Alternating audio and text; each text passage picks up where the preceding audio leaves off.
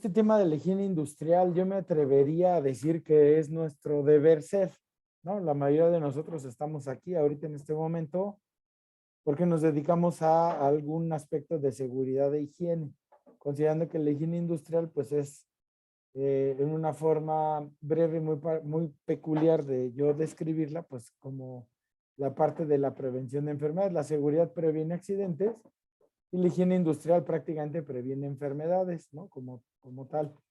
Considerando que a todos aquellos seguristas, pues los accidentes son súper traicioneros, ¿no? No avisan, no tienen honor, ¿no? De inmediato sucede el evento, nos agarran desprevenidos, pero la higiene industrial nos da oportunidad de trabajar con alguien más noble, pero esto es mucho más peligrosa, que es la enfermedad de trabajo.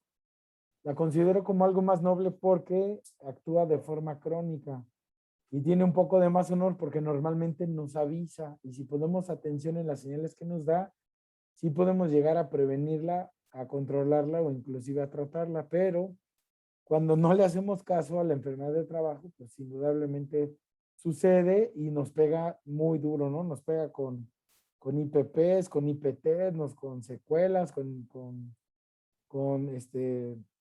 pues hasta fatalidades, ¿no? Que a mi muy particular punto de vista es más, a mí me pega más porque es algo que sí pudimos haber hecho, ¿no? Que sí pudimos haber controlado. Entonces, pues bueno, vamos a hablar brevemente de la higiene industrial y quiero cerrar con el tema de vigilancia biológica porque muchos de nosotros estamos en las partes de las áreas médicas y también estamos expuestos a diferentes cosas que también se considera como cosas de riesgo de trabajo. Pero relájense, es nuestra última plática, vamos a hacerla muy amena, la verdad son términos de cosas que todos ustedes ya conocen y es más a manera de repaso, ¿sale? Entonces, voy a cerrar el ciclo de todas las charlas nuevamente con el video que nos comparte la OIT. Se me hace un video muy interesante con un mensaje muy dirigido y vamos a poner atención, por favor. Déjenme ponerles aquí lo del sonido y listo. Hoy trabajamos en todas partes y en cualquier momento. Nos enfrentamos a nuevas condiciones laborales y a nuevas formas de trabajo. Pero ningún empleo debería arrebatarnos nuestra seguridad, nuestra salud, nuestro bienestar o nuestra vida. Lamentablemente, cada día 7.500 personas mueren en el mundo debido a ambientes de trabajo inseguros e insalubres. De estas 7.500 muertes, la mayoría son por causa de enfermedades relacionadas con el trabajo. Las muertes relacionadas con el trabajo no son más que una parte del trágico panorama que se presenta ante nosotros. Cada día, más de 1 millón de personas se lesionan en el trabajo. Y ello tiene un fuerte impacto en los trabajadores y sus familias, económicamente, físicamente y emocionalmente. Pero también para las empresas y en la productividad. El aumento de los accidentes laborales, las enfermedades profesionales y el impacto tremendo de grandes catástrofes ocurridas en lugares de trabajo como Seveso, Bhopal y Chernóbil provocaron el llamamiento a una cultura de prevención. Durante 100 años, la OIT ha trabajado con los gobiernos, los empleadores y los trabajadores para ayudar a hacer del entorno de trabajo un lugar más seguro y saludable para las personas de todo el mundo. Desde 1919, la OIT ha adoptado más de 40 convenios sobre seguridad y salud en el trabajo.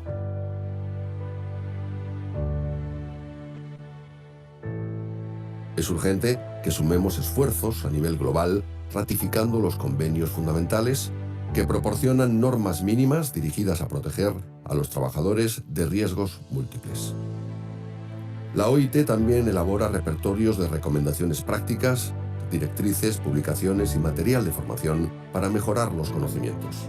El 28 de abril de cada año, el Día Mundial de la Seguridad y la Salud en el Trabajo, centra la atención internacional en la necesidad de evitar muertes, lesiones y enfermedades por causa del trabajo. Hoy nos enfrentamos a tendencias en el trabajo que comportan desafíos y oportunidades para la protección de nuestra salud y bienestar. La tecnología, la demografía en evolución constante, el desarrollo sostenible, los cambios en la organización del trabajo. Algunas de estas tendencias traen consigo adelantos para la seguridad y la salud, pero otras crean riesgos para los trabajadores. ¿Qué puede hacerse? Anticipar los principales riesgos emergentes para la seguridad y la salud. Incluir más disciplinas en la gestión de la seguridad y la salud en el trabajo. adquirir nuevas competencias. Dirijamos nuestra mirada más allá del lugar de trabajo y abarquemos estrategias de prevención sobre salud pública más amplias. Ratifiquen y apliquen las normas internacionales del trabajo de la OIT sobre seguridad y salud en el trabajo. Son pilares eternos en tiempos de grandes cambios. Más que nunca, debemos apoyar a los gobiernos, a los empleadores y a los trabajadores mientras el mundo del trabajo cambia. Pero también debemos ampliar nuestras alianzas. Juntos debemos aprovechar estas oportunidades para actuar a fin de crear un presente y un futuro seguros y saludables para todos.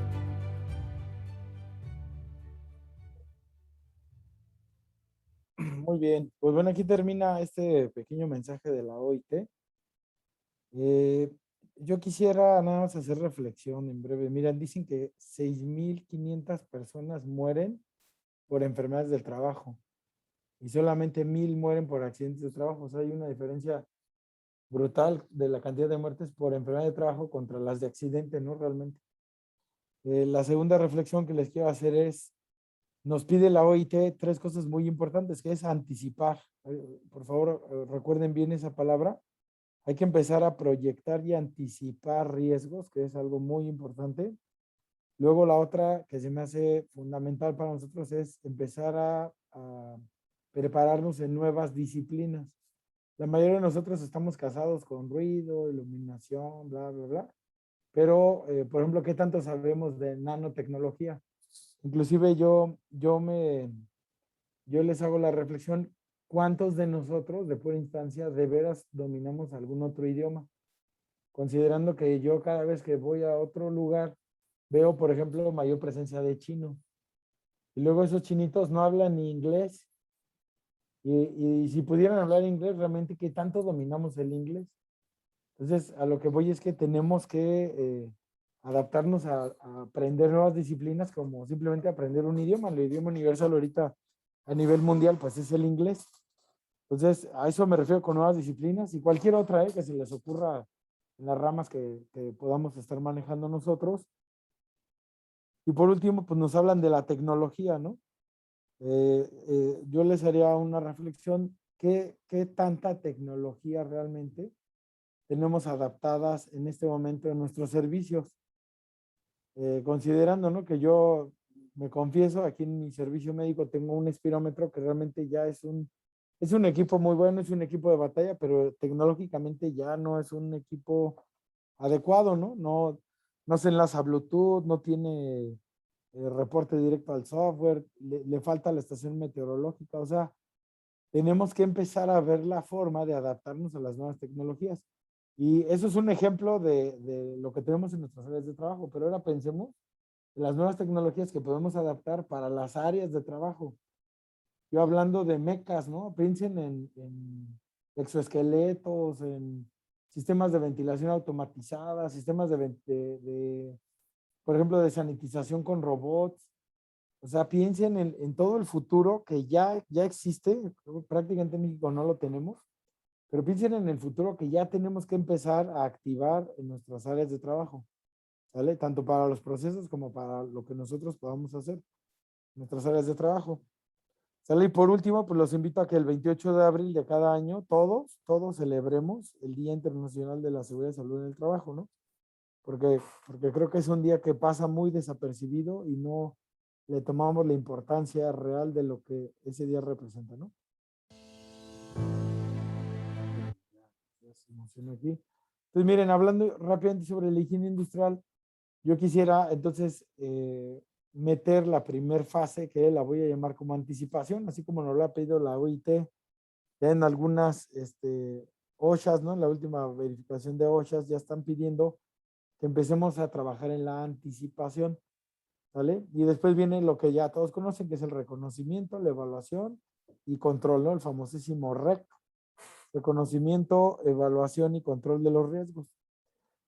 Entonces, creo que la mayoría de nosotros podemos hacer el reconocimiento. Ustedes saben que la primera fase de la higiene industrial es hacer un reconocimiento de tipo sensorial. Se nos pide que utilicemos prácticamente nuestros sentidos. Lo más importante de hacer un reconocimiento es que primero identifiquemos la planta, que vayamos a la planta, que vayamos a piso. Me ha tocado un par de veces donde queremos hacer reconocimiento desde un escritorio, desde afuera, y pidiéndole nada más al jefe del área que nos explique, ¿no? A ver, jefe, ven, dime qué hacen aquí en este pedacito. Y el jefe, pues claro que es un experto, o inclusive el operador es un experto y te puede explicar qué hacen, pero no es lo mismo que ir y ver porque luego uno imagina cosas que no existen, ¿no? Yo me acuerdo una vez visitamos una especie de mina donde producen carbonato de calcio, tienen unas máquinas impresionantes, y toda la materia prima que ellos tienen es una piedra que prácticamente es mármol. Entonces decían, es que trituramos el mármol, ¿no? Yo me imaginaba no sé, un rodillo, una trituradora así, ¡pum! Una prensa, ¿no? Triturando la roca hasta hacerla polvo. Y no, resulta que es un silo gigante que tiene unas pelotitas especiales que son de base de una especie de metal que simplemente meten las rocas adentro de ese trompo con todas estas pelotas. ¿Y qué creen? Esa pelota tiene una capacidad perfecta de destruir el mármol, y ya simplemente va rodando y las pelotitas van triturando y triturando hasta que lo hacen polvo, literal lo hacen talco. Y ni siquiera se genera ruido, ¿no? O sea, yo me imagino algo así con ruido, vibración y todo, pero no, realmente nada más es el trompito ese que está girando, y hace más ruido la máquina encendida con el giro que las propias rocas ahí rompiéndose. Entonces, es importante que vayan y se metan y se involucren y huelan y observen y piensen y todo sobre cuando hagan el reconocimiento, ¿no? Que ahorita les voy a explicar.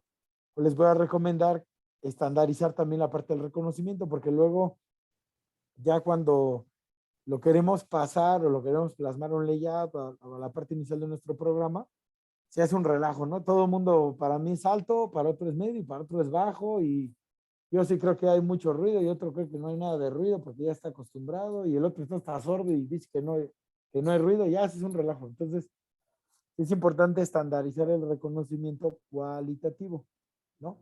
Entonces, por ende, ya que reconocimos primero qué tipo de riesgos hay, lo más importante es sí priorizarlo sobre su layout o sobre su área que vayan a evaluar.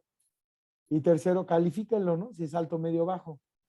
Y mi primer consejo es todo lo que salga en alto va a ser lo primero que van a tener que cuantificar. Aquí ya viene la segunda fase, que es la evaluación. Vamos a saber de ese ruido que yo dije que estaba alto, pues cuántos decibeles tengo, de esa temperatura o de esas vibraciones o de eso, lo que ustedes quieran.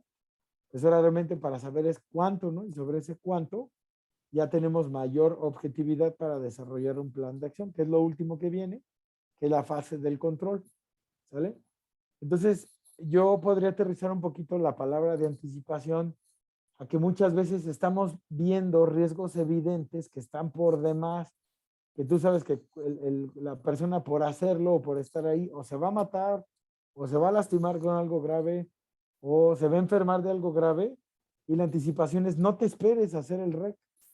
Anticipa, o sea, oye, ¿sabes qué está expuesto? Voy a decir algo, a un samblasteo o a un polvo de asbesto y está sin EPP y está todo bañado en ese polvo, pues ya, o sea, anticipen el riesgo, claro que le va a suceder y claro que se está arriesgando. Ahí de inmediato tienen que empezar a hacer controles, ¿sale? Igual, oye, yo veo que está arriba de una tarimita con una cuerda ahí amarrada, sin arnés, sin nada, la tarima está floja, ¿no? Está el barandal roto y el otro está ahí limpiando vidrios o pintando. Pues claro que si se cae se va a matar, ¿no? Ahí es donde tienen que entrar de inmediato, anticipen. Ese es el principal mensaje que nos da la OIT, ¿no? Y ya después pues, nos metemos bien a la técnica y a todo lo que sí nos pide la legislación, que es prácticamente documentar y actuar, ¿sale? Entonces, bueno, rápidamente, miren, aquí tenemos una figurilla donde nos habla los niveles de atención o dónde se mueve la parte de la medicina del trabajo. Obviamente, gran parte de lo que hacemos, el 80-20, es la prevención en nuestro 80, sobre la higiene industrial, primero identificando peligros y fuentes de peligros. Y ojo, aquí además de que sí tenemos que ayudar o intervenir en la parte de seguridad, no solo es cosas de seguridad, sino todos los agentes físicos y agentes y factores de riesgo como ergonomía psicosociales, ¿no? También tenemos que entrarle a todo eso. Esto se evalúa directamente en el medio ambiente de trabajo, Hay que ver cuáles son las modalidades de actuación, cuál es nuestro guía, nuestro piloto, pues el propio trabajador. Y después ya sobre de esto podemos inclusive estar en una línea divisoria sobre la medición médica, metabolitos, yo aquí metería datos clínicos, estudios, exámenes de periódicos, estudios de sangre, de orina, metabolitos, indicadores biológicos de exposición, lo que quieran, signos clínicos. Y obviamente si ya hay presencia de algún efecto que se traduce como una enfermedad, pues hay que entrarle también al tratamiento oportuno y tomar las medidas pertinentes. Ya saben que la mejor acción médica que podemos hacer cuando detectamos que alguien ya tiene algún dato o algún signo clínico de daño a su salud, lo primero que debemos de hacer, ¿qué sería? Pues reubicarlo. Sáquenlo de la fuente de exposición, después lo terminan de estudiar y ya que lo terminan de estudiar, ya ven si puede regresar o no, siempre y cuando se haya controlado el riesgo. Ahora, a todo esto yo quiero hacer un énfasis en una palabra muy importante que se llama susceptibilidad individual. Cualquiera de nosotros puede estar expuesto a cierto proceso, voy a decir algo, ahí en unos hornos donde salen vapores en las tinas de una sustancia X. A todos los operadores hay 2 por turno, no les pasa nada, pero de repente llega alguien que sí trae una dermatitis y empieza a tener datos de asma laboral y empieza a sentir que le falta el aire, principalmente al cierre de las jornadas jueves y viernes. Y de repente acaba con ronchas en los brazos y ronchas en el cuello y se siente mal, se siente raro. Y mejora los fines de semana, sábado y domingo, ¿cómo le preguntas cómo estás? Mucho mejor. Lunes y martes me empiezo a sentir otra vez raro y para jueves y viernes otra vez está mal y otra vez la dermatitis y le dan esteroides y le dan tratamiento y mejora tratamiento y es como algo ya muy objetivo de que sí está sucediendo algo en su puesto de trabajo. Entonces, cuando lo interrogan, ven que él tiene atopias, tiene dermatitis por pasto, por lo que ustedes quieran, es alérgico a polen, todo, pues esa persona tiene susceptibilidad individual a hacer ese tipo de reacciones. Y en particular las sustancias de esa operación a él sí le hacen daño. Nuestro principal error es que decimos, no, a ver, pues ¿por qué tú sí me dices que tienes y de todos los demás no? Yo creo que tú estás haciendo algo afuera de tu trabajo o estás haciendo algo adrede y no. Vean el historial de sus pacientes porque puede haber esta cosa maravillosa que les digo que se llama susceptibilidad individual. ¿Sale? Entonces, primero identifiquen los posibles peligros para la salud en el medio ambiente de trabajo. Después evalúen los peligros, lo que permite checar las exposiciones y niveles de riesgo para la salud. Y por último, prevengan y controlen, ¿no? Pues consiste en desarrollar e implantar estrategias para eliminar o reducir a niveles aceptables la presencia de agentes y factores nocivos. ¿Vale? Recuerden las palabras del famosísimo Paracelso, dice todo es tóxico dependiendo de la dosis. ¿Vale? Y ahora recuerden el énfasis que yo les hago ahorita sobre la susceptibilidad individual y nuestros antecedentes genéticos heredofamiliares. ¿Vale? Entonces aquí vienen las interacciones entre las personas y el medio ambiente. Miren, tenemos un medio ambiente de trabajo que de por sí nuestro medio ambiente en el que vivimos actualmente, pues ya nos expone, ¿no? Uno sale a la calle y hay contaminación, hay ruido de los carros. Ustedes vean a Querétaro desde afuera, desde el cimatario. Cuando vayan entrando a la ciudad, se ve la natita o salgan, ¿no? Hacia afuera, hacia la México, ya se ve la ciudad, ya se ve su nata ahí de contaminación.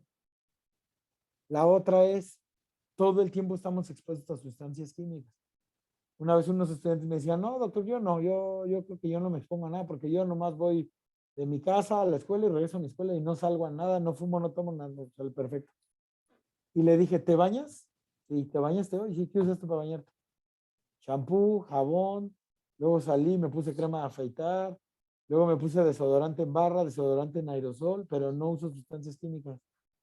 ¿Ok? Y entonces, ¿qué es lo que estás usando, no?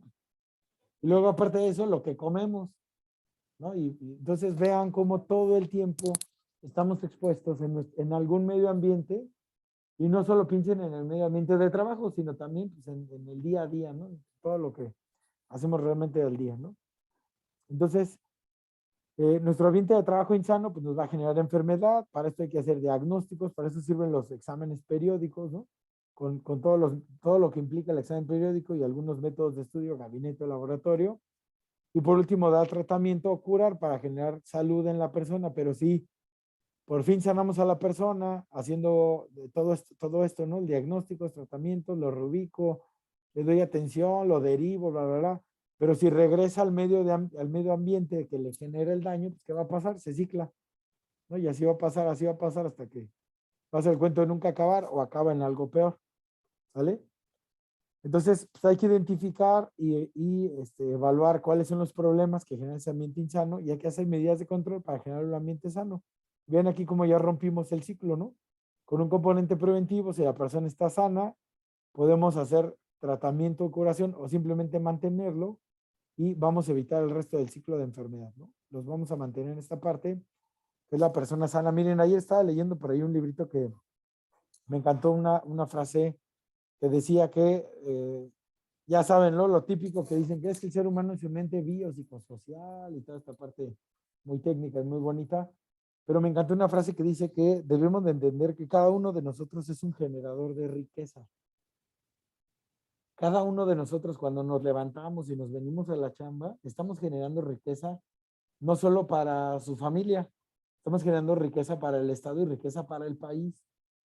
Y cuando uno de nosotros se enferma, estamos, estamos quitándole riqueza a su familia y estamos generando que el eslabón de toda la cadena productiva económicamente se altere a nivel estatal y después de nivel estatal pues le pega al país. Entonces imagínense que cada persona que generamos enferma, considerando ya una enfermedad de trabajo directamente, pues va a generar pura pérdida. Esa persona ya no va a trabajar, va a tener que ir a consultas, va a tener que gastar en transporte, va a tener que gastar en medicamentos, se va a quedar en su casa, probablemente un familiar o otra persona se quede con ella a cuidarla o se quede con ella a cuidarla en el hospital, con lo que eso implica. Entonces, si se dan cuenta, vamos haciendo una cadena, rompemos el esquema familiar, vamos a hablar del peor de los escenarios, o hay una defunción. Cuando un pilar o un padre de familia fallece, tiene alguien que tomar el rol de esa persona en la parte de la generación de la riqueza. O queda incapacitado, ¿no? O inválido. Se queda cuadrapléjico, le da una enfermedad pulmonar irreversible y todo, porque se generó en el trabajo. Entonces tiene que entrar la esposa o tiene que entrar un hijo y todo lo que implica para la parte de la cadena de riqueza. Entonces vámonos a hacer las reflexiones más allá del ente biopsicosocial, que es muy importante, que todos ustedes ya dominan, y reflexionemos en la generación de riqueza o no a través de una enfermedad, ¿sale? Ahí está la importancia de todo su trabajo que hacen el día a día. Entonces, miren, anticipación de riesgos a la salud, ¿no?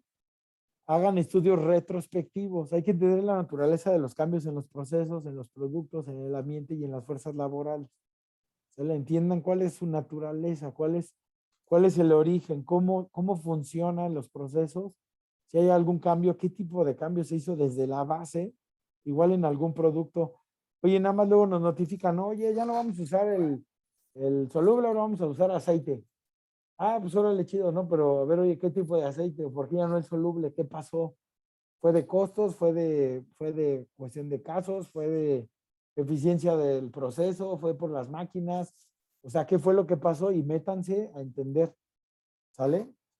¿Qué pasa también en el ambiente y qué pasa en las fuerzas laborales? Miren, ahorita actualmente ustedes saben que las generaciones actuales nos están costando cada vez más trabajo porque a mi punto de vista, no quiero ofender a nadie, pero no veo un compromiso real con nada, ¿no? Vienen a trabajar, vienen un mes, si les gusta, qué chido, y si no, ya me voy y abandono. Y esa palabra famosa que se llama abandono lo hacen para el resto de su vida. Abandonan pareja o cambian de pareja como si nada, abandonan trabajo, abandonan familia, y se nos hace muy fácil el cambio súbito, y esto nos reta a adaptarnos a esta nueva forma de ser de las fuerzas laborales, ¿no? Porque capacito a alguien y de repente ya se fue o de repente ya no le gustó y lo tengo que cambiar, ahora lo tengo que certificar para otra operación y llega otro que no le gusta y es algo muy interesante que tenemos que estar adaptándonos. Ojo, hago este comentario desde mi punto de vista sin la intención de ofender a nadie y al contrario, con toda la intención de retarlos a que nos adaptemos constantemente por esta fuerza laboral. ¿Sale? Ahora, ahí les va otro reto, hablando de la fuerza laboral, el consumo de droga. Ya todo el mundo consume marihuana como si fueran churrumais, ¿no? Así, oye, ¿quieres un churro de mota? Como si te ofrecieran cacahuates, ¿no? O sea, es lo que estamos viviendo en esta actualidad. Y créanme que el consumo de marihuana ahorita ya es así de lo menos. No es como si alguien te ofrece una cervecita, no pasa nada. El problema con nuestra fuerza laboral actual es que ya cada vez es más diferente el consumo. La marihuana es el para bebés, ¿no? Y de ahí viene ya desde crack, piedra, mezclas, ¿no? De lo que ustedes quieran, ¿no? Entonces, tenemos que aprender a adaptarnos, a anticiparnos a estos riesgos de las fuerzas laborales también. ¿Sale? Y por último, hay que entender las exposiciones y prácticas pasadas. Muchas veces nos enfocamos en el presente y qué haces, pero nunca les preguntamos qué hacías, ¿no? ¿A qué estuviste expuesto? ¿A qué te dedicabas, ¿no? Antes, por eso su historia clínica laboral es muy importante para anticiparse a los riesgos de salud. Hoy una persona, desde que llega al ingreso, se dedicaba a trabajar en una mina, estuvo 10 años en una mina, de lo que ustedes quieran, y viene a trabajar en un área donde hay mucho polvo. Pues, ¿qué creen que pueda pasar? O hacia dónde creen que deban dirigir su evaluación médica? Pues a detectar algún riesgo en la parte pulmonar, ¿no? Entonces, voy a insistir, también vean hacia el pasado, la historia también nos enseña mucho, ¿sale? Pues vamos a definir rápidamente un agente de riesgo, que son elementos que contribuyen a producir daño o enfermedad derivados de la exposición a diferentes agentes que ya conocen que son físicos, químicos, biológicos, en ejercicio o con motivo de su trabajo. ¿Sale? Considerando que es con motivo de mi trabajo, si me comisionan ir a algún lugar donde pudiera estar yo en riesgo, vamos a tomar un ejemplo muy interesante. A mí me comisionan para ir a un lugar endémico de dengue y haciendo mis recorridos o trabajando yo en lo que ustedes quieran en mi consultorio, a donde me mandaron, vamos a decir que me mandaron a Veracruz, y me da dengue, me estoy exponiendo a un agente biológico con motivo de mi trabajo, porque me comisionaron a ir a esa zona, a lo que ustedes quieran, y en esa zona era endémica de dengue, y pues me enfermé de dengue. Es un riesgo de trabajo, ¿vale? A eso se refiere la palabrita de con motivo, ¿vale? Entonces, no solo vean los riesgos. Cualquiera me puede decir, pues es que al doc le dio dengue. Pues sí, se fue a Veracruz, ¿no? Pues claro que le iba a dar dengue. Pero no tiene nada que ver con su chamba de Querétaro, ¿no? Pues no, él trabaja en el cónsul ahí en su cónsul y no tiene nada que ver con Querétaro. No, espérame. Pero si me comisionaron sí es de trabajo. ¿Vale? Eso significa con motivo. Entonces también piensen en viajes. Ahorita hay mucha gente que está viajando y le dio COVID.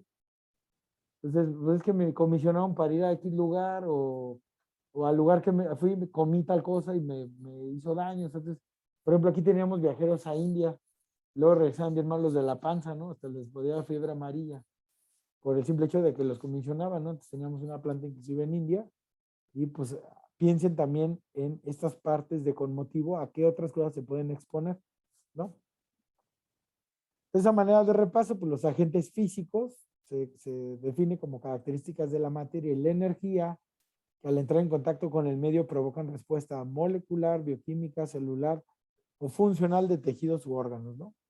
Entonces, uno de los mejores ejemplos es la oscuridad y la luz, ¿no? La luz es a través del destello de estos electrones y fotones que se excitan a nivel molecular o atómico y generan lo que percibe nuestro cuerpo, nuestro órgano, como luz, ¿no? Y cuando hay luz, la luz se considera como ausencia de la oscuridad. Y si yo quito la luz, pues va a haber oscuridad. Entonces, si se dan cuenta, los agentes físicos los podemos definir como la manifestación de la materia y la energía. ¿Vale? Es así de sencillo. Entonces, los riesgos que ya conocemos que pueden alterar la salud, pues son las vibraciones, iluminación o falta de iluminación, ruido, radiaciones ionizantes, no ionizantes, presiones atmosféricas elevadas o abatidas y cambios en la temperatura, ya sea elevadas o abatidas, ¿no? Entonces, algo importantísimo que deben de entender es que esto, cuando se considera un agente, o sea que ya puede, al entrar en contacto con el medio, puede alterarnos desde molecular, bioquímica, celular o funcional en tejidos u órganos. Si podemos entender que el ser humano está compuesto por millones de células y estos agentes golpean esas células, pues vamos a tener una alteración funcional en esos tejidos u órganos, ¿vale? Otros son los agentes biológicos, que son los organismos vivos que por sus características o bajo ciertas condiciones en el ambiente o el hombre pueden causar daño a la salud humana. ¿Sale? Reconociendo que todos los trabajadores de la salud, que muchos de nosotros estamos en áreas médicas o en áreas de salud ocupacional, pues estamos expuestos en todo momento a agentes biológicos, ¿no? Y qué mejor lo que acabamos de vivir. Estamos viviendo una pandemia por un virus nuevo. ¿Vale? Eso es una exposición directa. Ahora, cuando piensen en agentes biológicos, no solo piensen en los micro, virus, bacterias, hongos, riquezas y parásitos, sino piensen en los macro. Me ha tocado ver que luego estamos aquí en nuestras áreas de trabajo, en el consultorio, nos vamos a ver cualquier área en la planta y de repente puede haber alacrán, araña, víbora, me ha tocado ver que de repente, sí, abejas, ¿no? Abejas, luego viene el trabajador corriendo todo picado y viene atrás de él el enjambre. Y si se mete él pues tratando de buscar ayuda médica, el enjambre, recuerden que lo sigue y hasta en una hasta les mete el enjambre, ¿no? A sus áreas médicas y los pueden lastimar. Me ha tocado varias veces que de repente llegan con una bolsa y dicen, mire, lo que encontramos, traen a la víbora, ¿no? Ahí en la bolsita y digo, a ver, Doc, ¿usted cómo la ve? Y te la sueltan ahí casi en el piso, ¿no? Para ver si es venenoso o no. Entonces no solo piensen en el agente micro, sino en todo lo macro que sí se pueden llegar a exponer. ¿Vale?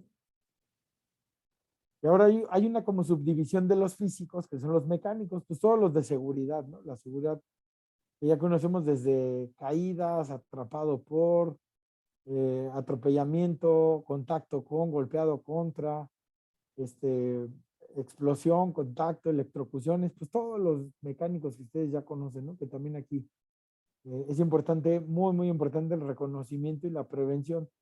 Y yo siempre lo he dicho, miren, cuando no hacemos una muy buena prevención en seguridad, los que normalmente acabamos sufriendo somos el área médica. Porque cuando algo se dejó de hacer en la parte de seguridad, pasan los accidentes y los que tenemos que ser reactivos ante ese evento, pues es el área médica. Y para nosotros no es nada agradable que llegue un trabajador con la amputación de una mano, gritando, viendo sangre, los huesos, el olor a hierro, el terror en su rostro, los compañeros que vienen a auxiliarlo llorando o temblando todavía porque lo acaban de ver, etcétera, etcétera. Y la verdad es sufrimiento. Yo me confieso, para mí es terrible ver a un compañero de trabajo que está muy lastimado y ahí les va la peor de las monedas. Es cuando ya pasa todo, normalmente quien da la cara a la familia es el área médica. Y avisarle, simplemente hacer la pura llamada, avisarle a la familia que acaba de suceder algo grave o llevarlos en la ambulancia grave y entregarlos en los hospitales. O sea, la parte de seguridad para mí es muy importante por todo ese sufrimiento que sí nos puede ayudar a mitigar, ¿no? Y además, pues todo lo demás legal que sí viene, ¿no? Y tarde o temprano nos va a alcanzar. Entonces, sí hay que entrarle también a ayudar a nuestros compañeros de seguridad, que es muy importante. Dentro de los químicos, los dividimos en tres principalmente, los sólidos, los líquidos y los gases. Los sólidos los dividimos en polvos, humos y fibras. Las fibras, recuerden que es por su tamaño en micras, son fibras con una longitud mayor a su diámetro en espesor. Los líquidos son por rocíos y neblinas, que es cuando rompemos esta molécula, ¿no? En particular del agua, y simplemente se mantienen ahí como flotando, ¿no? En el medio ambiente, que finalmente son líquidos. Y por último, los gases, que se vienen en gases propiamente dicho, en vapores y en aerosoles, ¿no? Que todos estos son riesgos que puede haber en nuestros centros de trabajo. Y vamos a entrar a un tema bien escabroso, súper interesante, que es la ergonomía, ¿no? Ahorita, ya saben, la Supernom 036 parte 1, por eso me da miedo esa norma, porque si hay parte 1, puede ser, es como los de Rápidos y Furiosos, ¿no? Ahorita ya van, creo que en la película 9 y la norma se puede ir a parte 1, 2, 3, 4 mil, ¿no? Por cualquier cantidad de riesgos ergonómicos que se les ocurra. Y pues tenemos que estar ya analizando con toda la visión de prevención, pues el manejo y manipulación de cargas, los movimientos repetitivos, sobrecarga y esfuerzo y posturas habituales, ¿no? Que en este momento solamente nos habla de manejo y manipulación de cargas manuales, ¿sale? Ahí vienen las demás, ¿no? Coming soon, como dicen las películas, ¿no? Próximamente veremos los siguientes películas de terror, ¿no? Para nosotros. Psicosociales, no me voy a meter en más. De los psicosociales tenemos que estar evaluando los ambientes de trabajo, Los ambientes de trabajo se caracterizan por condiciones peligrosas e inseguras, condiciones deficientes e insalubres y trabajos peligrosos, ¿no? Entendiendo trabajos peligrosos, aquellos que puedan poner en riesgo la vida o la integridad de la persona. El mejor ejemplo de un trabajo peligroso es cualquier trabajo en alturas, espacios confinados, manejo de sustancias químicas, electricidad, sustancias químicas peligrosas. Todos esos son trabajos peligrosos o con maquinaria de alto riesgo. Segundo, los factores propios de la actividad, que estos los podemos evaluar checando la sobrecarga de trabajo y falta de control sobre el trabajo.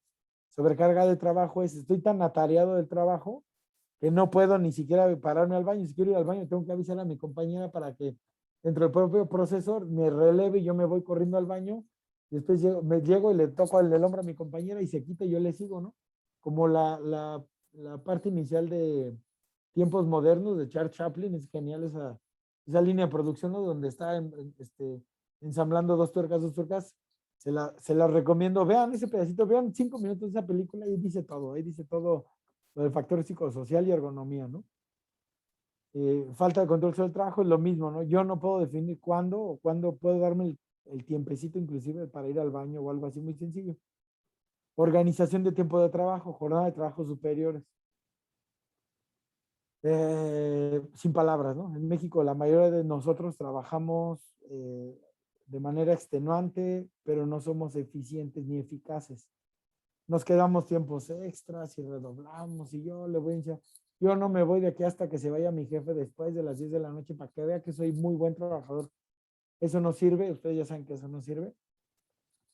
De hecho, las tendencias en las plantas es que si no te vas a las 6, a la hora de tu salida, normalmente a tu hora de salida habitual, te descuentan.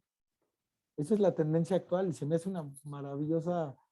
Oye, checó el compañero después de su hora de salida. Sí, 2 horas después, te descuento las 2 horas, porque tu hora de salida es a tal hora. Eso quiere decir que no fuiste eficiente ni eficaz.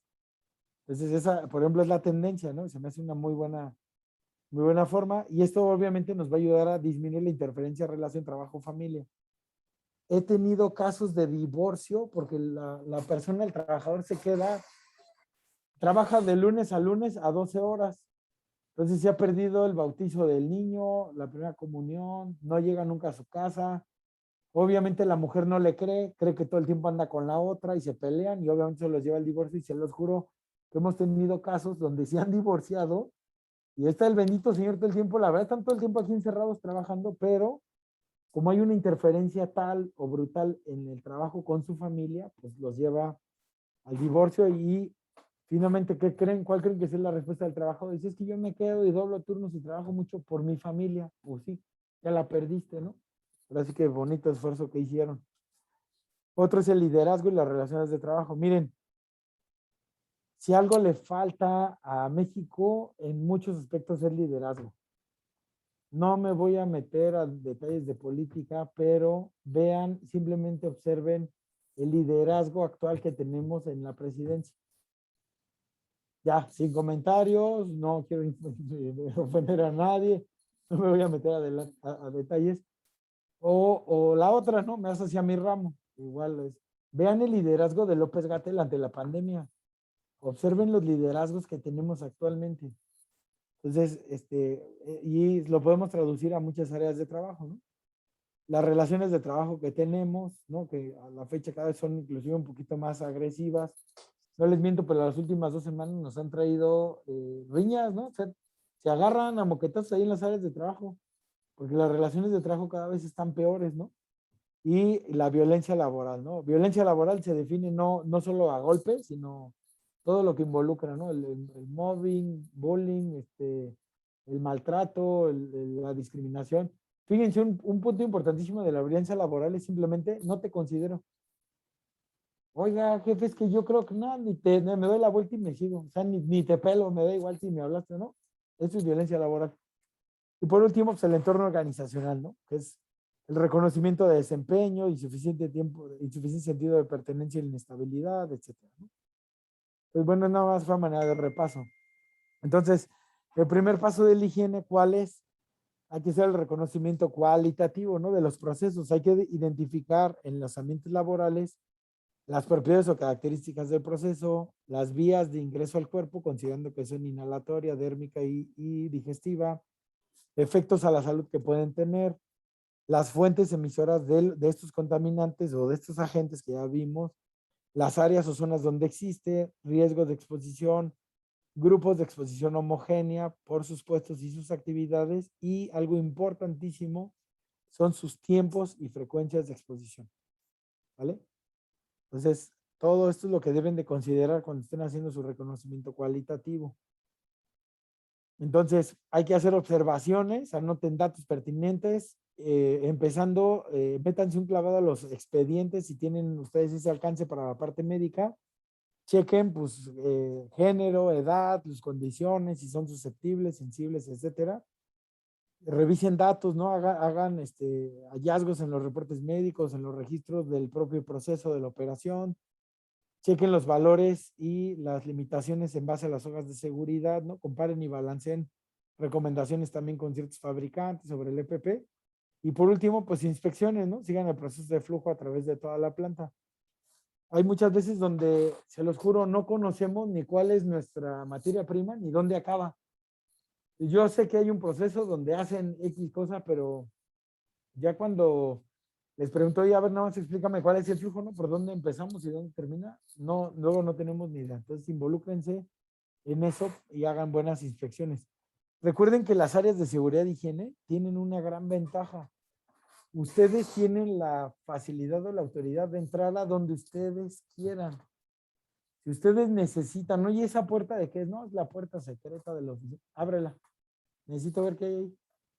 No, como que no sea metiche, necesito ver qué hay ahí para ver qué riesgos puede haber. Y créanme que nos hemos encontrado con sorpresas.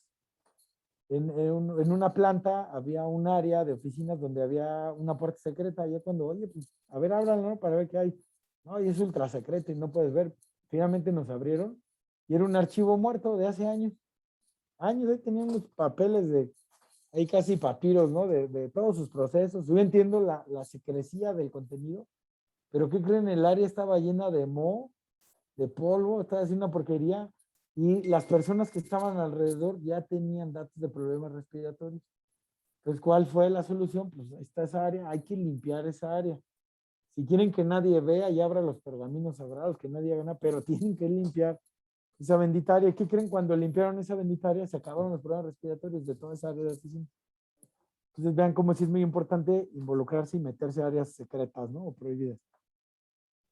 Nos vamos a la segunda fase, la evaluación de los riesgos. Midan la exposición, hay que medir dosis efectiva, ¿no? Dependiendo tamaño de la partícula, uso de dispositivos de protección y existencia de otros contaminantes. Recuerden que en las áreas de trabajo sí y sí existen mezclas. Cuidado con las mezclas, ¿sale? Muestren, hay que hacer muestreo y análisis de contaminantes, considerando que la vía inhalatoria es la mejor y la más extensa vía para intoxicaciones sistémicas, ¿sale? Chequen los tiempos promedios de exposición, deben realizarse para periodos completos de trabajo, no se vale hacer muestreos cuando no hay operación, cuando no hay gente, o en horarios cuando todo el mundo se va a comer o vamos a descansar los domingos y es cuando llegan a medir. Vamos a ver cuánto polvo y cuánto, la verdad es que nos estaríamos haciendo nosotros mismos, ¿no? Entonces, lo ideal es cuando esté a todo su apogeo la máquina, la operación, cuando esté lleno de gente, ahí muestren, ¿vale? Es lo más importante y pues chequen sus valores límites de exposición, ¿no? Para valores químicos, para sustancias químicas, agentes físicos.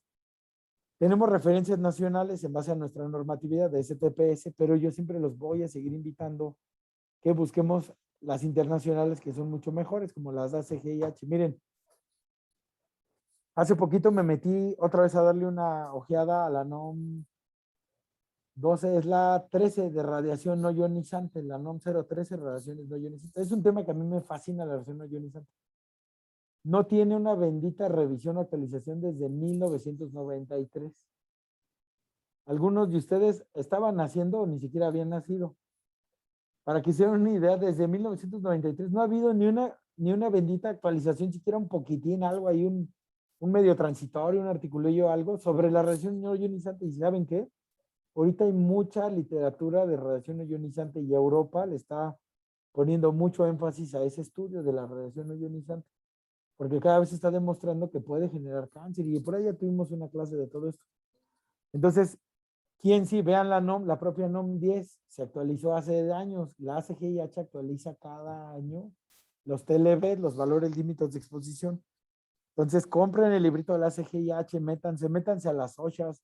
Acaba de salir una actualización de la OSHA, si no mal recuerdo, es la 45003 de factores psicosociales. Está buena. Ya saben que hay OSHAs ahorita nuevas hacia la parte de seguridad y higiene.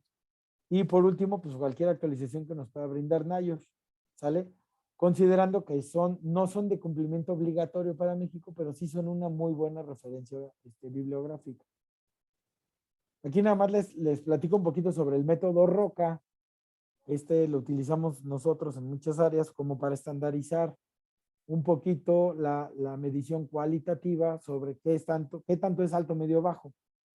Pues miren, les voy a hablar sobre el ruido, ¿no? El ruido es alto cuando no se escucha una conversación a tono normal a una distancia entre 40 y 40 centímetros. Medio, cuando se escucha con dificultad una conversación a una distancia de 2 metros en tono normal. Y bajo, cuando no hay dificultad para escuchar una conversación a tono normal a más de 2 metros. Entonces, este bendito método ROCA nos ha ayudado mucho a, pues, estandarizarnos, ¿no? A decir, oye, ay, es que le puse... compartida. Perdónenme, no sé qué le moví. Quería mover de aquí. Aquí está, ya lo tengo. Entonces, esta parte de ruido. Entonces, eso nos ha ayudado mucho para cuando ya estamos con todo el comité. Recuerden que los reconocimientos deben de ser con un comité multidisciplinario. O sea, debe de estar el de seguridad, el industrial, de preferencia el jefe del área, de preferencia hasta un operador, que son los meros, el área médica, todo el mundo, el capital humano, todos deben de estar. Entonces ya cuando empieza el debate, no si había ruido, que no había ruido, este método ROCA nos ayuda a estandarizarnos y lo hacemos todo mucho más rápido. Y así viene para radiación no ionizante, temperaturas, vibraciones. Por ejemplo, aquí lo de los gases y vapores, ¿no? Está bien interesante. Dice, el riesgo es alto, hablando de riesgos químicos, gases, el riesgo es alto cuando se percibe el olor a más de 3 metros del foco emisor. Es medio cuando el olor se percibe entre 1 y 3 metros del foco emisor y es muy bajo cuando se percibe el olor a menos de 1 metro. Estoy hablando de los detectables organolépticamente, ¿no? Que desencadenan una despolarización del primer par craneal, que es el olfatorio. El mejor ejemplo es el gas. El gas LP, ¿no? Que tiene metilmercaptano, que lo hace muy sensible organolépticamente. Entonces aquí se entra una controversia y dice, no, a ver, yo no lo entendí, yo creo que no, que sí. Es alto, si lo alcanzas a percibir, o sea, si a 3 metros de distancia del tanque lo percibes, quiere decir que hay una fuga muy grande. Quiere decir que ni siquiera sin acercarte, o sea, desde mayor distancia, ya lo percibes, el riesgo es muy alto. Y obviamente entre más cerca lo alcanzas a percibir, quiere decir que la nubecita de ese gas está más cerquita, más contenida o la fuga es menor. ¿Sale? No sé si me expliqué. Por eso es importante también entender muy bien a qué se refiere cada parte del método ROCA y así viene para polvos, líquidos, etcétera, ¿no? Para los ergonómicos viene sobrecarga y esfuerzo, tomando como estándares de cargas, posturas, ¿no? Inclinaciones. Para la parte de psicosociales, evaluamos nada más monotonía sobre tiempo y cargas de trabajo. Ojo, no estoy hablando específicamente de la aplicación de lo que sí nos exigen las NOM, hablando de la 35 y la 36. Esto es solamente una guía, una base para el levantamiento cualitativo.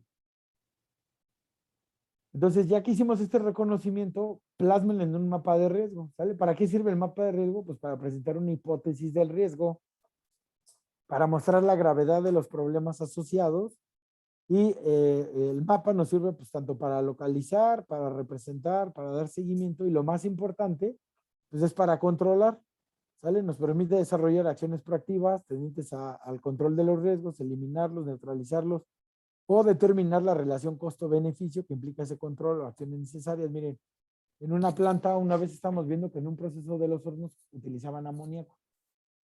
Entonces, del amoníaco, pues el amoníaco es el diablo, ¿no? Entonces, oye, ¿y el amoníaco qué tan viable es sustituir o quitar el amoníaco? De repente un ingeniero dijo, pues la verdad sí se puede. y en vez de amoníaco mejor metemos nitrógeno. El nitrógeno pues, es mucho menos peligroso que el mugroso amoníaco. ¿Y qué creen? Los ingenieros y la parte de la química industrial vio la viabilidad y decidieron quitar el amoníaco y al día de hoy ya casi no se usa, más bien ya no lo usan, ya no usan el amoníaco porque el amoníaco NH3, la molécula que principalmente utilizaban era el nitrógeno. Entonces el ingeniero tuvo la maravillosa idea de decir, pues, ¿para qué meto esta mugre que además puede matar a alguien? Mejor meto el nitrógeno y listo. Pues lo que estoy buscando es nitrógeno, lo sustituyo por nitrógeno y ya. Problema arreglado, ¿no? Entonces vean, ¿qué creen? Hasta en la relación costo-beneficio les combino de todas, ¿no? Entonces sí es muy importante hacer esos análisis a través de lo anterior que habíamos dicho y se eliminen, neutralicen o acorten en los riesgos, ¿no? Es importante utilizar simbología en sus mapitas de riesgo. Aquí nada más les presento una, la verdad esta es de internet, ustedes pueden sacar su propia simbología, pueden crear su simbología o jalar la simbología que ya existe en las normas, ¿no? Esto nos va a ayudar a identificar los riesgos derivados de los propios procesos, especificando las fuentes, población expuesta, daños potenciales a la salud, contemplando o con el fin de complementar los objetivos, ¿no? Mencionados. Pues miren, aquí nada más les presento un ejemplo de un mapa de riesgos, es un layout donde nosotros pusimos unos pies muy sencillos, donde en la parte central pusimos con una H cuántos hombres hay, con una M cuántas mujeres hay, si hay si es un POE, ¿no? Si ambos involucran POE directamente y pusimos el nombre de la célula o del área específicamente. Y después pusimos un iconito identificando riesgo psicosocial, ergonómico, ruido, iluminación, bipedestación prolongada, químico, el que ustedes quieran, ¿no? De cualquier simbología que nos ayude a orientar, pues, cuál es el riesgo que puede haber en cada área. Y por último, lo semaforizamos. Lo rojo es alto, lo naranja es medio. También hay un amarillo, que es como el intermedio, y por último el verde es bajo. Entonces, cualquier persona que vea este layout viendo el puro pie de riesgos, pues ya puede identificar de una forma general cuántos hombres hay, cuántas mujeres, qué área es, los iconitos de los riesgos y cuántos. He tenido áreas donde está todo en rojo, he tenido áreas donde está todo en verde. Y esto de una forma gráfica te ayuda mucho a identificar de una forma general qué riesgos tienes, ¿no? En cada área. Entonces, los fundamentos del mapa de riesgos pues, son eliminar los niveles de peligrosidad. El control de la salud depende de todos tenemos que entrarle. Consideramos que los trabajadores más competentes son aquellos que se interesan por las condiciones del medio ambiente de trabajo y es indispensable que los trabajadores tengan todo el conocimiento necesario sobre su propio ambiente de trabajo, ¿no? ¿Cuántas veces decimos, no, mejor no le digas, ¿no? Déjalo que lo haga. Mejor ni le expliques. Y ahí anda la toma 2, ahí anda el otro tomándose la mugre esa porque realmente ni le explicamos qué era, ¿no? Entonces sí saben que es nuestra responsabilidad transmitirle y explicarle sobre los riesgos durante el desempeño de sus funciones. ¿Sale? Entonces ya para la parte de control, ya estoy en la C, del REC ya estoy en la C, control de riesgos, ya todos los conocen, del 1 al 5, el 1 es la eliminación, es el más efectivo, eliminarlo, como el ejemplo esto que les dije del amoníaco. También tuvo que ver el 2, que sustituimos, ¿no? Sustitución, se sustituyó el amoníaco por el propio nitrógeno como tal. Tercer método es métodos de ingeniería, ¿no? Ya sea aislando completamente, poniendo diferentes mecanismos, metiendo, voy a decir cosas, transportadores, poleas, encerrando el proceso, haciendo encapsulados, mecanizándolo, haciéndolo automatizado, no sé, aquí vienen dentro toda la ingeniería. Vienen por número 4, los procesos administrativos, ¿no? Que son disminuyendo jornadas, rotando a las poblaciones cada mes o cada semana, disminuyendo horas extras, no sé. Y por último, pues el EPP. Recuerden que el último de nuestras medidas siempre va a ser el EPP. ¿Y qué creen? En México normalmente lo hacemos al revés. Primero damos el EPP, luego administramos, luego hacemos ingeniería, luego sustituimos y al final eliminamos. Y lo peor de todo es que normalmente no lo hacemos ni sobre la máquina, sino ni sobre el proceso, lo hacemos sobre el trabajador. Ya le di EPP, le quité el tiempo extra, vi que no sabe, no puede utilizar Polipasto o alguna herramienta, entonces lo voy a sustituir y en el último de los casos lo elimino, ¿no? Lo corro. Entonces, normalmente así pasa en México y no, debe de ser sobre las máquinas y los procesos y es al revés. ¿Vale? Control de riesgos, la sustitución, si un material tóxico puede ser reemplazado, quítenlo. Controles de ingeniería, por ejemplo, mejoren las ventilaciones o pongan sistemas de control, lo que les decía, la parte de las automatizaciones. Controles de conducta humana, miren, esto es bien, bien interesante. Ahorita he visto a unos ingenieros de seguridad que están haciendo evaluaciones ya no de áreas de seguridad, sino de conducta humana. Ya han controlado muy bien sus riesgos, esa parte de seguridad, porque están haciendo evaluación de la conducta humana, que es el futuro, es a lo que debemos de ir. El equipo de protección, que es lo último, y el control integrado, ¿no? Llevar un programa bien regulado, perfeccionen los equipos, hagan reuniones, actualicen y verifiquen niveles de atención y administración, ¿vale? Aquí está un mapa de riesgo también de otras áreas, ya con los iconitos, y aquí puso el todo su riesgo. Por ejemplo, aquí es un ebanista, ¿no? Puso riesgos de inhalación, de incendio, de caídas, etcétera. Y aquí tenemos otro ejemplo de mapas de riesgos en instalaciones industriales. Y por último, lo ideal es que dentro de la NOM 19 de las comisiones de seguridad y higiene tengamos estos mapas pues al alcance, que la gente los pueda observar para identificar de una forma general pues, sus riesgos, ¿no? Entonces, ya por último, vamos a cambiar rápidamente al tema de la vigilancia biológica. La vigilancia biológica se puede hacer a través de la medición de un químico o su metabolito o su efecto ya bioquímico no adverso en una muestra biológica. Estoy hablando de sangre, orina, pelo, uñas, etcétera, para evaluar exposiciones.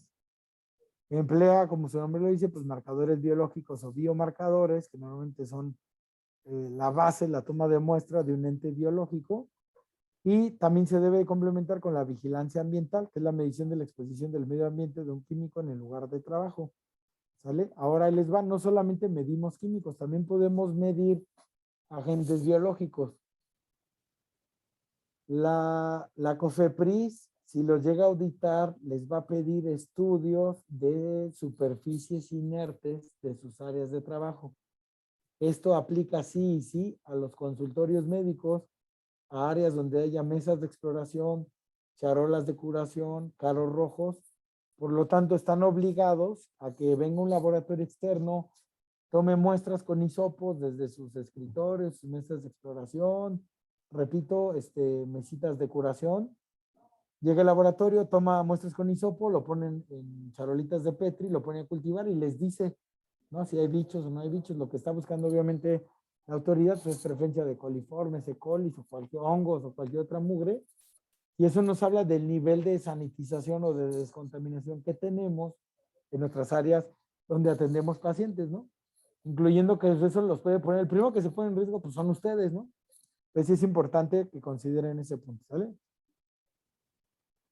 De la vigilancia biológica, el control biológico de la exposición se basa en determinar indicadores de dosis interna mediante medidas de cantidades de sustancias.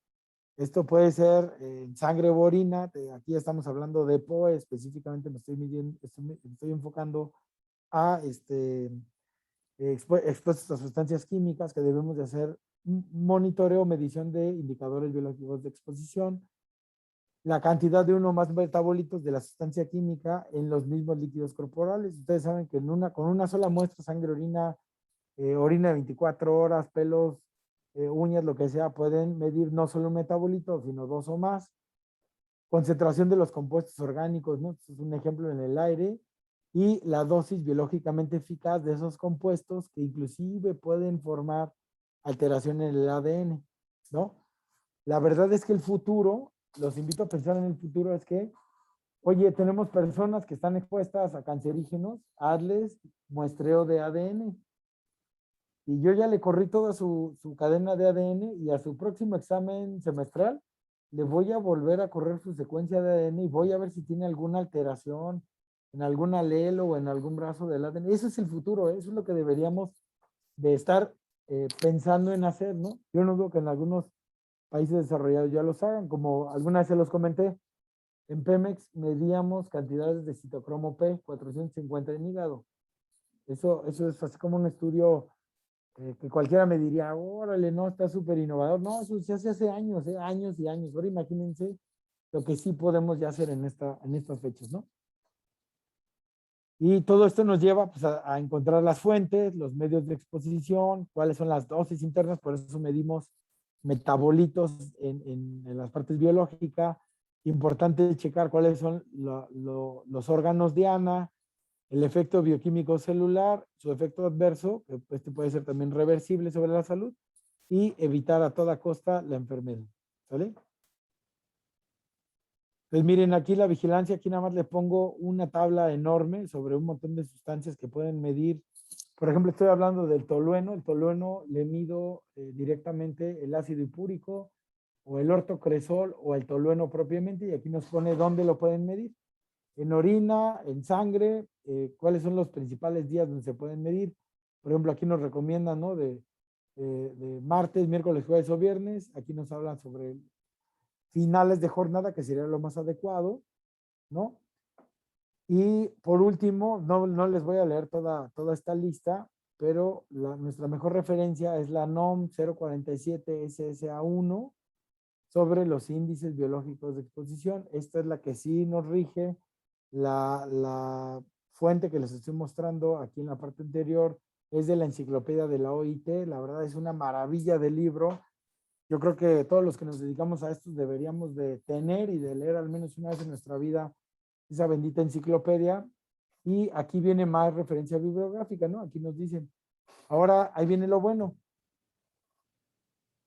Hay laboratorios muy limitados que pueden hacer este tipo de estudios. Ese es el problema. De repente yo digo, oye, yo quiero hacer tricloro estileno en orina de mis trabajadores, y aquí hasta me dice el método a través de colorimetría o esterificación de cromatografía de gases o de gases masas o lo que ustedes quieran, y que me busquen el ácido tricloroetileno. Y la mayoría de laboratorios, voy a decir algunos, el Chopo, Polanco, IML, GOC, dicen, no, ¿y eso cómo lo hago? ¿O dónde lo hago? Y terminan mandando nuestras muestras a México, a Guadalajara, inclusive a Estados Unidos, con el riesgo que eso implica, ¿no? De que la calidad de la muestra, si se coaguló, si no hubo buena cadena de custodia, si se calentó, no sé. Entonces, no es tan sencillo hacer vigilancia de metabolitos en México porque también no tenemos la cantidad de laboratorios especializados. ¿Vale? Entonces, es algo importante, ¿no? Y ya, les repito la referencia, la NOM 047. Vamos a ver rápidamente este videito que está muy sencillo, ya para concluir.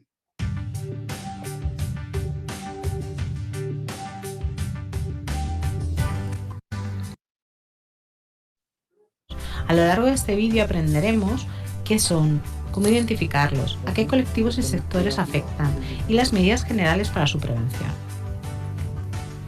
Muchos trabajadores y trabajadoras se encuentran expuestos a agentes biológicos durante el desarrollo de su trabajo, sin ni siquiera ser conscientes de ello. Acompáñanos para saber más. Por riesgo biológico se entiende la exposición a agentes vivos que al penetrar en nuestro organismo son capaces de originar diferentes tipos de enfermedades. Entre ellos se incluyen las bacterias, virus, hongos como levaduras y mohos y los parásitos.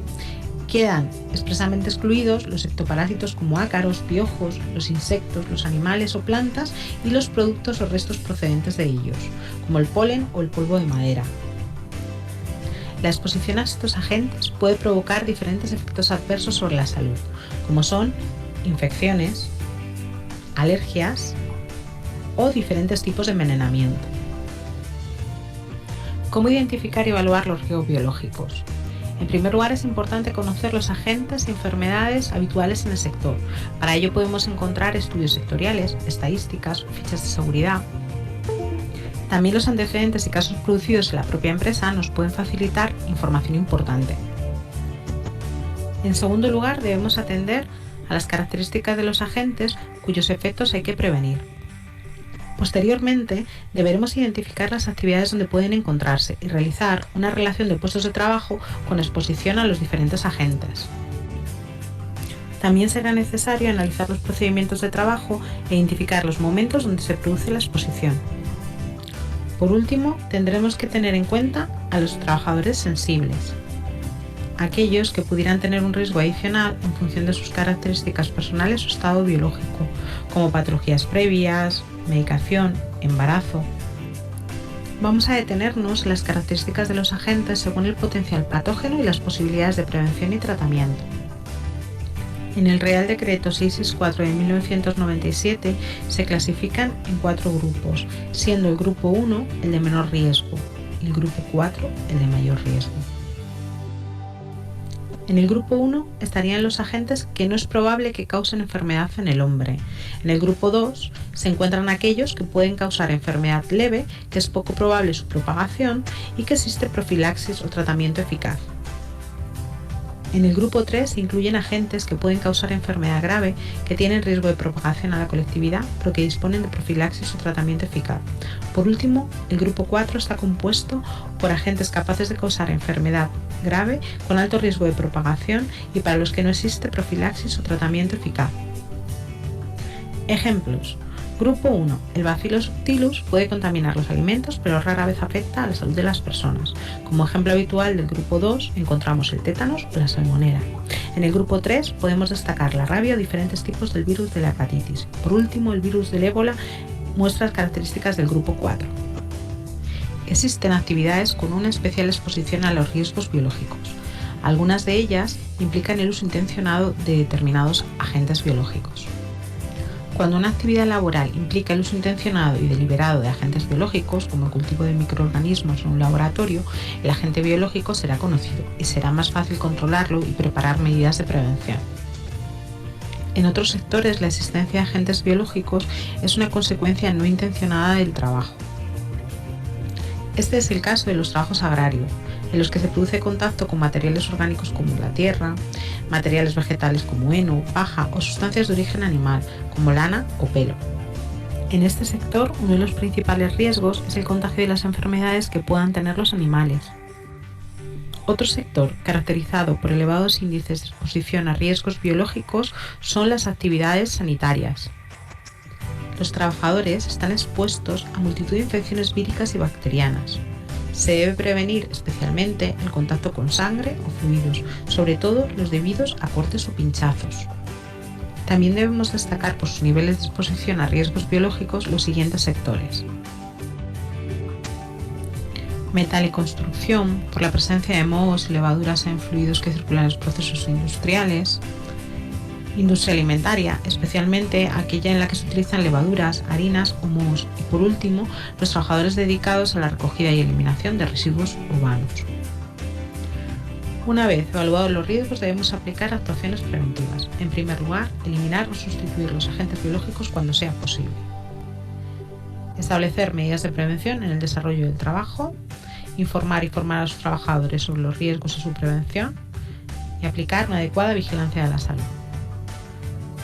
Se establecerán medidas de prevención y control acordes a los agentes identificados, si bien con carácter general se aplican los siguientes grupos de medidas: vacunación, señalización y aislamiento, medidas colectivas como la ventilación, medidas de higiene y buenas prácticas y equipos de protección individual.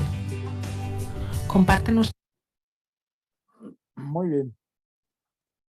Entonces, ya para terminar, nada más quiero comentarles que es muy importante que se hagan estudios, todos los que estén en contacto con, porque también todos nosotros somos POE, estudios al menos anuales o semestrales de VIH, antígeno contra hepatitis B, C, exudados faringios y ahorita con lo de SARS-CoV-2, pues pruebas, ¿no? Todo el número de pruebas que se quieran y se puedan realizar porque los va a auditar COFEPRIS. Y si tienen servicio médico, se los va a pedir, ¿sale? Ese tipo de exámenes médicos con esos laboratorios. Y por último, nada más hacer mención que se publicó en La Sombra de Arteaga la medición de CO2, ya saben, en espacios de trabajo, donde no debemos de sobrepasar 700 partes por millón, considerando la correlación que hace España, a través de una universidad, que si hay niveles altos de CO2, podemos correlacionar que hay mayor riesgo de enfermarnos por COVID. Entonces, también es responsabilidad y obligación de todos tener medidores de la concentración de CO2 en los centros de trabajo. Y pues bueno, con esto ya terminamos. No es lo que te ocurre, sino cómo reaccionas, lo que en verdad importa. ¿Sale? Pues ha sido un honor haber estado con ustedes. Les agradezco mucho el tiempo que han dedicado a estas sesiones. Me despido, soy el doctor Ricardo Alvarado. Ahí tienen mi teléfono, por favor, no duden en echarme una llamada, un WhatsApp, si les puedo ayudar en algo, y ahí está mi correo. ¿Sale? Estoy a sus órdenes. No sé si alguien por ahí tenga alguna pregunta, algo que les pueda ayudar.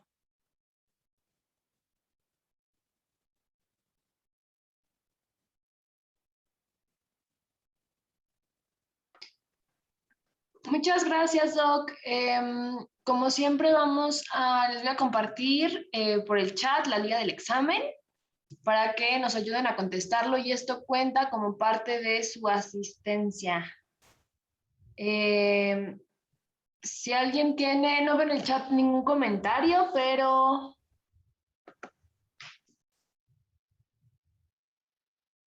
no veo, Doc, ninguna pregunta ni respuesta. Si alguien tiene alguna, tenemos unos un par de minutitos para este tiempo. Perfecto, yo los espero, yo los espero unos minutos, sin problema.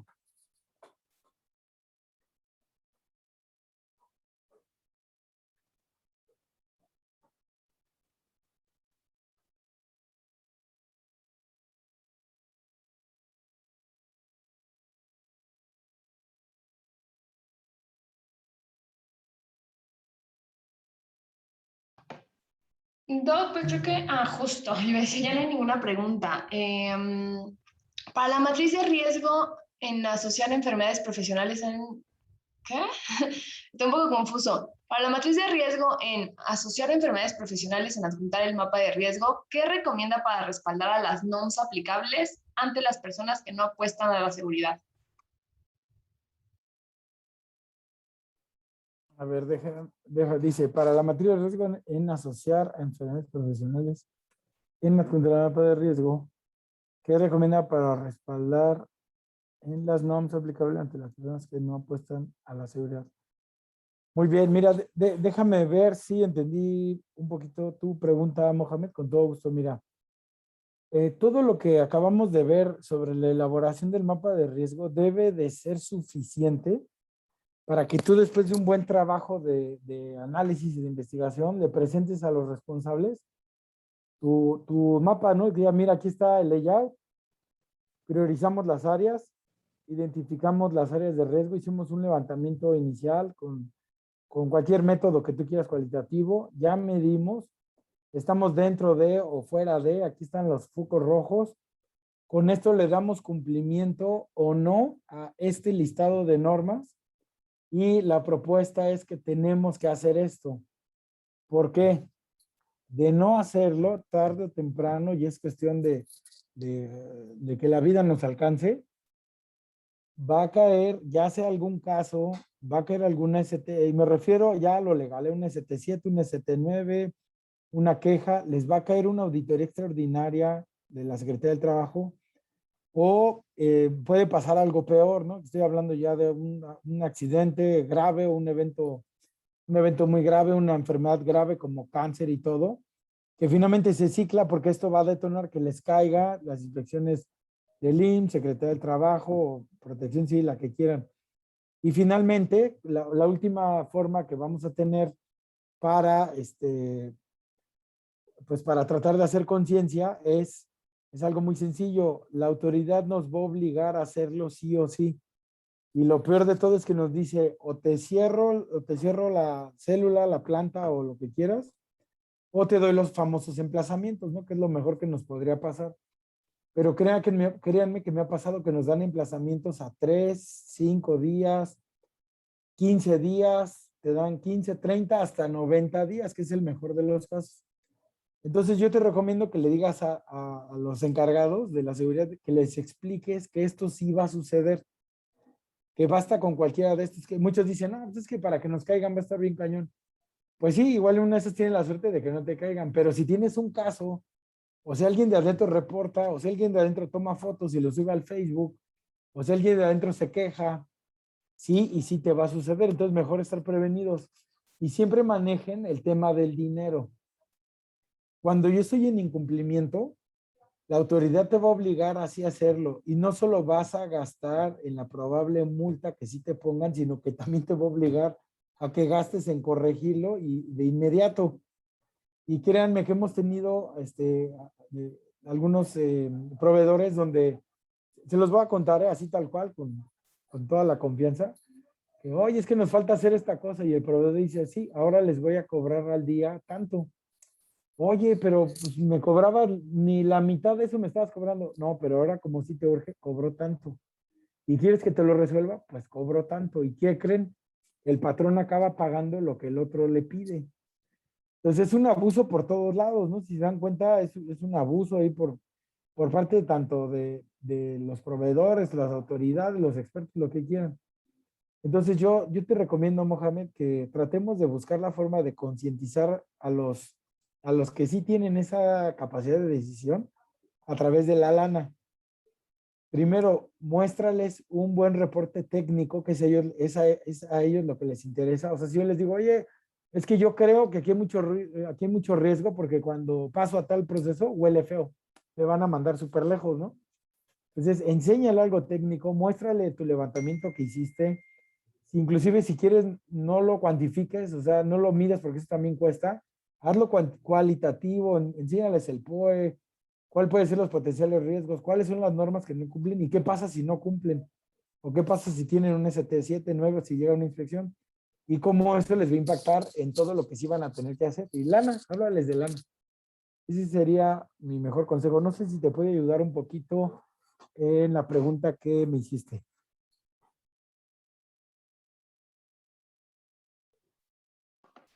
Nos contestan por ahí en el chat que Perfecto. claro que sí, que muchas gracias. Igual tenemos unos comentarios padres de Silvia y de Pilar. Muchas gracias por tan buenas ponencias y muchísimas gracias por todas las pláticas tan interesantes que dejan mucha enseñanza. Un placer escucharlos.